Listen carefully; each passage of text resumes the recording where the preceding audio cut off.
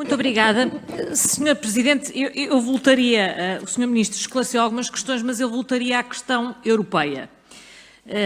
Porque a verdade é que o Sr. Primeiro-Ministro foi dos primeiros a falar no assunto e, de facto, a Europa põe-se muitas vezes a jeito para ser um bode expiatório nestes momentos.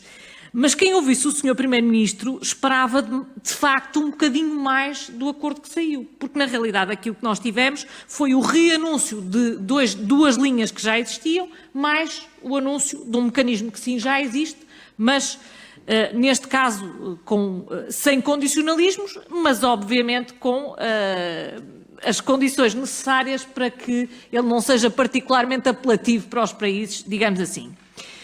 E eu voltava aqui porque eu creio que esta é a questão central que nós vamos passar os próximos, pelo menos o próximo ano, a discutir. Porque para se fazer recuperação económica é preciso recursos. Para simplificar é preciso dinheiro.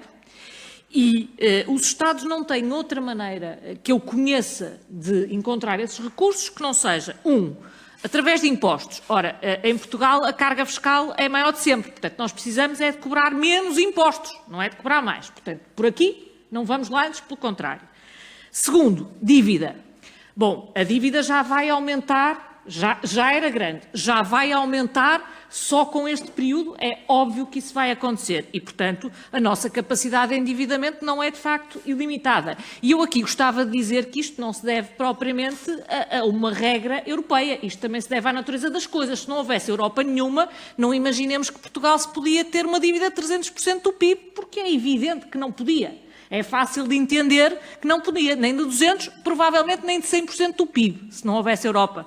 Teria sido muito difícil lá chegar e os encargos seriam bastante maiores. Essa é a verdade que muitos partidos não querem dizer às pessoas, mas que é a realidade do que as coisas são. E, em terceiro lugar, através de política monetária, digamos assim. O que, obviamente, eu não sou federalista e tenho ouvido muitas críticas, mas eu não conheço nenhuma maneira de um Estado que não tem moeda ter política monetária, que não seja através de uma política comum. Parece-me isto evidente. Parece-me também evidente que, para além desses mecanismos que já foram anunciados, o Banco Central Europeu tem estado a agir e é isso que explica que nós não tenhamos no imediato um problema.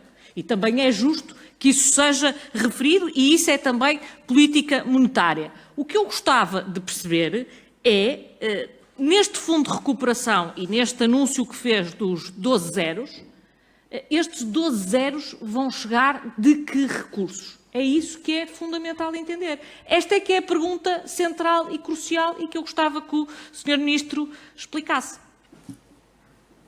Sr. Deputada Cília Meireles, eu ia jurar que não ia falar de carga fiscal, mas tenho que lhe relembrar que a carga fiscal cai sempre em recessões. O dos últimos anos de carga fiscal mais baixo foi 2012, que foi um recorde de recessão que infelizmente será batido este ano e, portanto, Sra. Deputada, se a macroeconomia continuar a funcionar, a carga fiscal há de cair este ano. Para gáudio da Sra. Deputada, em relação a esse indicador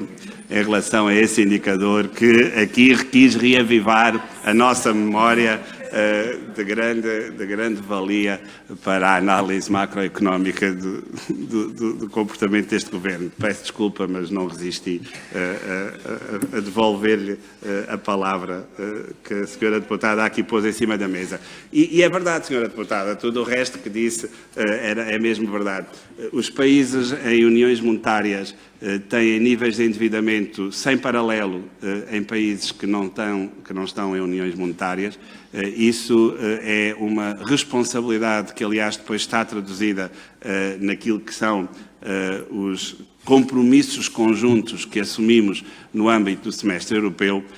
Não é por acaso que os países que têm níveis de dívida, e infelizmente Portugal estava num processo de redução de grande sucesso e muito elogiado em termos europeus, mas infelizmente esse processo é interrompido por causa desta crise, mas os outros países que têm níveis de dívida muito elevados estão dentro da área do euro e é por isso que, enquanto na área do euro não conseguimos alinhar todos os incentivos e toda a construção do euro, que é de forma quase universal, assumido hoje em dia, que foi criado sem todos os mecanismos que deveria ter sido criado para a sua gestão. Eles têm vindo a ser criados ao longo do tempo e bem.